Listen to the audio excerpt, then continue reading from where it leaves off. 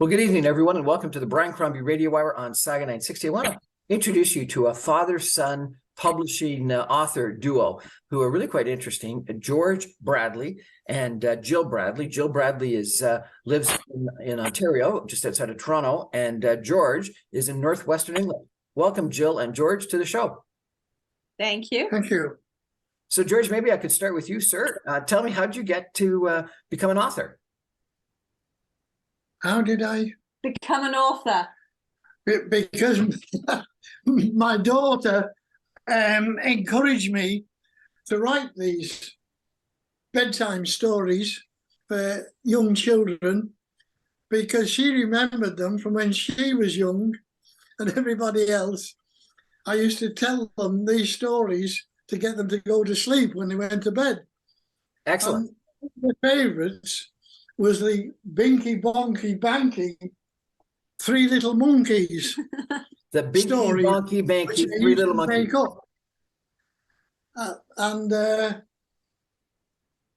I'd forgotten all about them, to be honest. And then Jill came and said, "Dad, will you write those stories of Binky Bonky and Banky for me?" Because she said, "I'd like to publish them so other young children can hear them as well."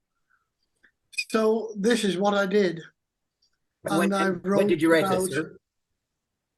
8 stories, I think. When did you write them? Oh, 2 years ago, right? 2 years ago. About 2 years ago, yeah. And all 8 have been published now? No, not yet. We've published 2 and we're working on the 3rd one.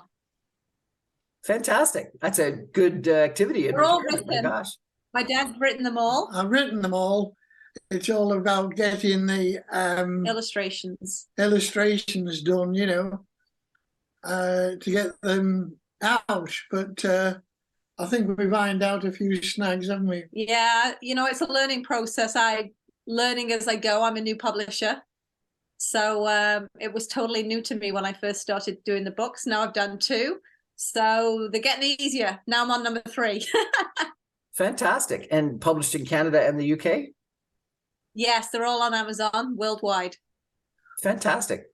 And tell me, just what do the monkeys do? Well, depends on what story you want. I do all these different stories where they obviously play on seesaws and swings, and children really like them. And we've made up stories. They go to the seashore at one book. Yeah, that'll be the next book coming out. And then a little girl wanted some copies of them. The Toy Monkeys. The toy monkeys, and we got them made. That was a new story. And then they did what we call a gala for charity.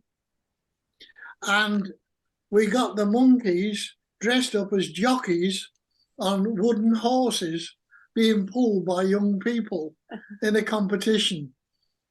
And those who won each race got a free ride on an elephant because they're in a zoo.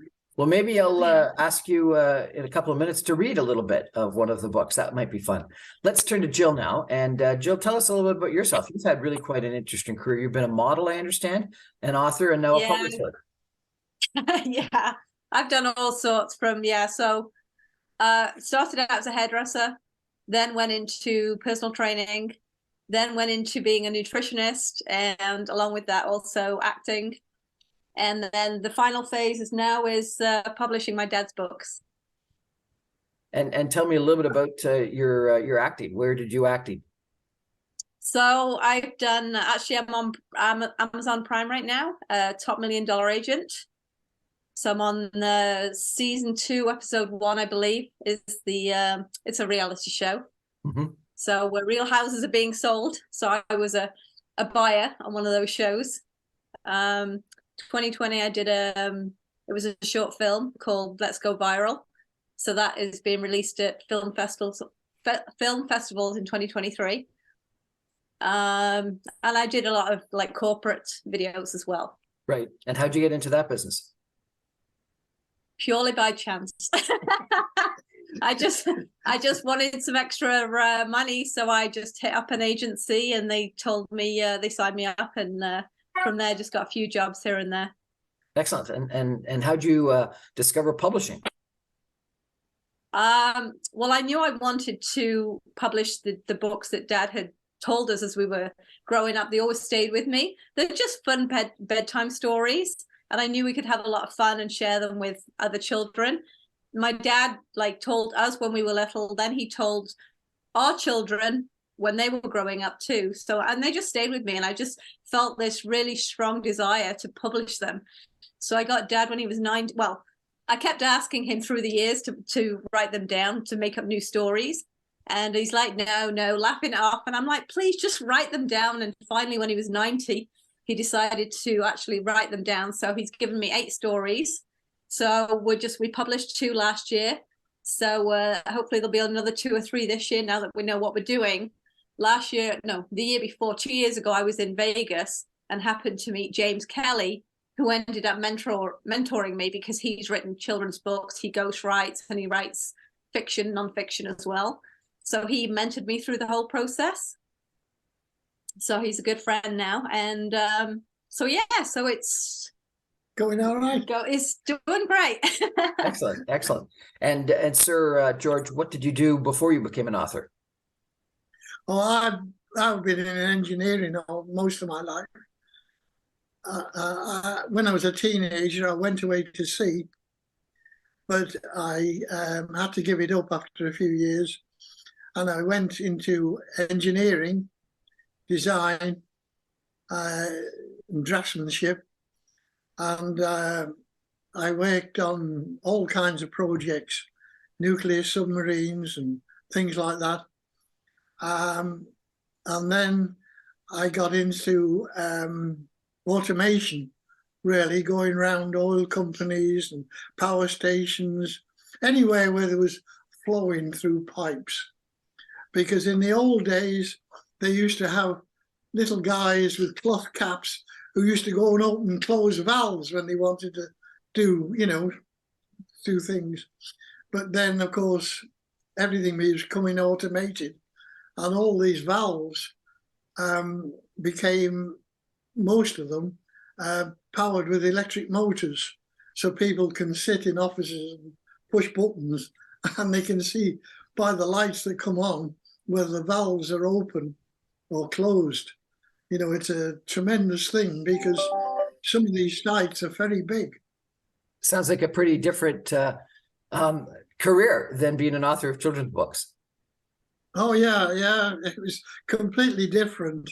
But as I say, children just like stories. Well, why don't we take a break for some messages, and when we come back, I'm going to ask you, George, and maybe Jill as well, to read a little bit of one of the books.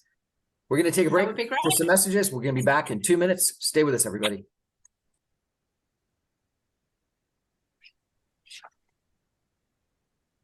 Welcome back, everyone, to the Brian Crombie Radio Hour on Saga 960, having an engaging conversation tonight with George and Jill Bradley. George is, I think, probably, 92, sir?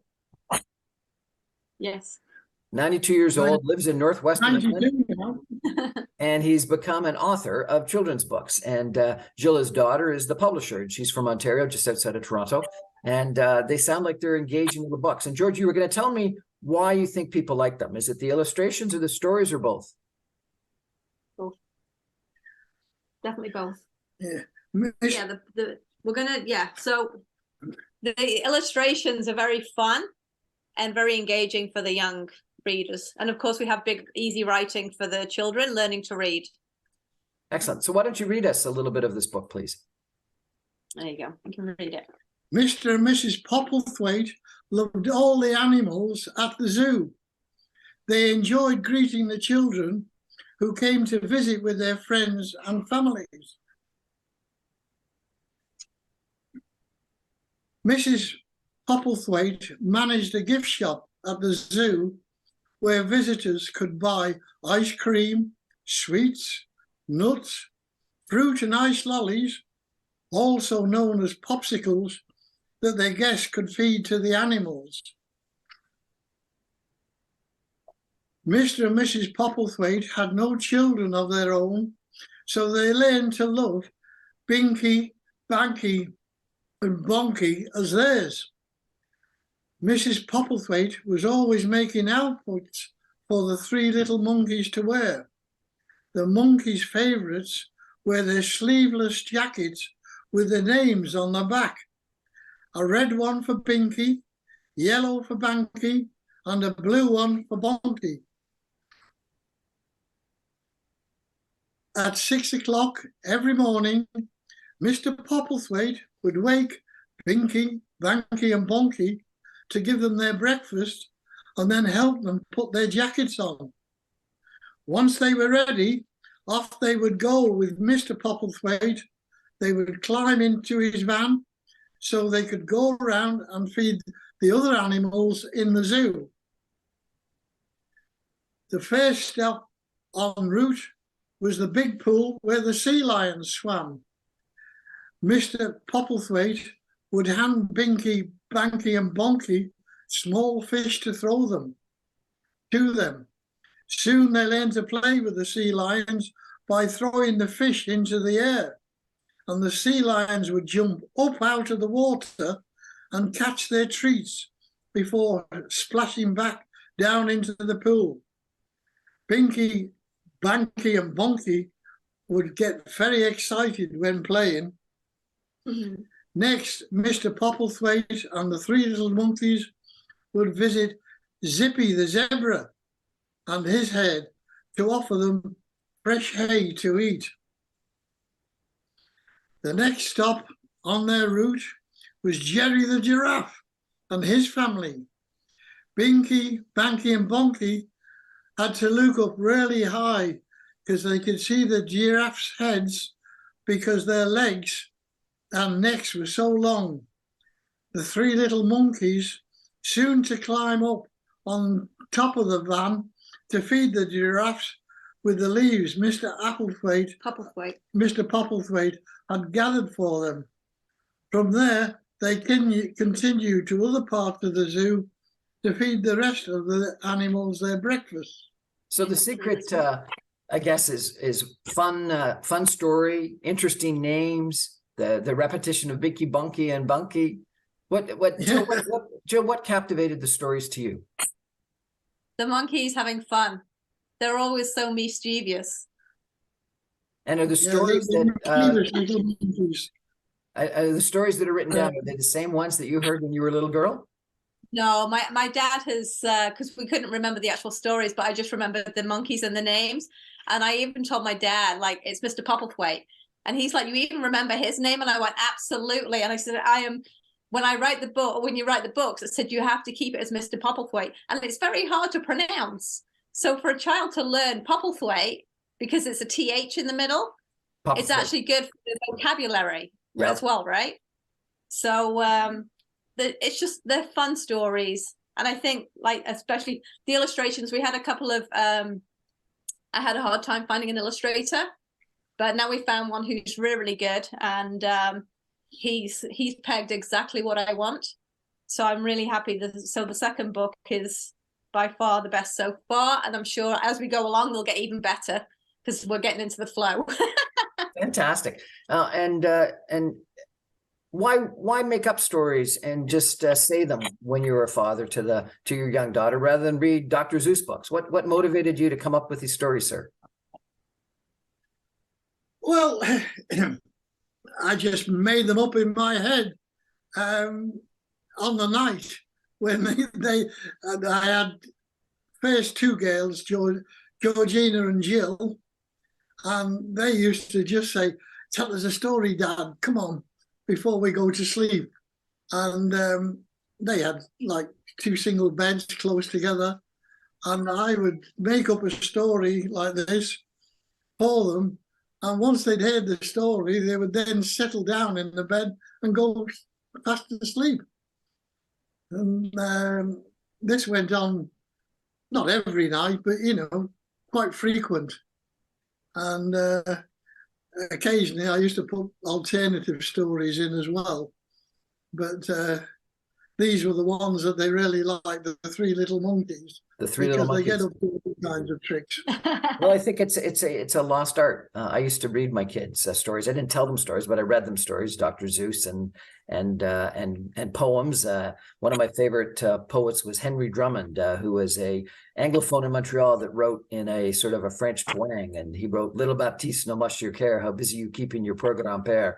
And I and my kids could still repeat those poems and some of those stories today. But you know what? I think that the idea of making up the stories yourself and reading them yourself to your two daughters is a wonderful story. Jill, did you remember some of these stories and repeat them to your own children? No, actually, because I had young children in Canada, so when I brought the children over here, their granddad used to make up stories about Binky, Bonky, and Banky as well. So they've gone through all the grandchildren as well as the children. So, and now it's great grandchildren.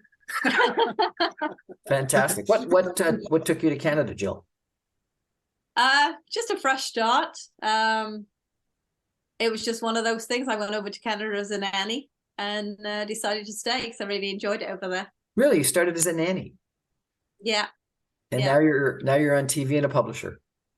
Yeah. Yeah. Been a few things. Fantastic. What an engaging story. And so you've got 8 of them that you're planning on publishing. It's going to be a whole series. Yes. Yeah. And if people want to buy them, Jill, what's the best way? Just Amazon? On Amazon, yeah. So if they type in Binky, Banky, and Bonky, there's paperbacks, so 2 paperbacks and 2 ebooks.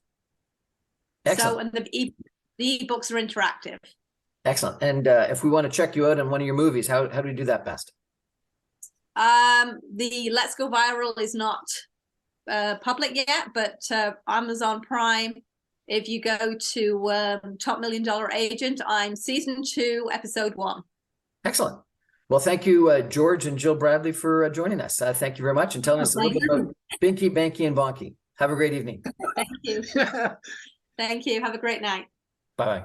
Yeah.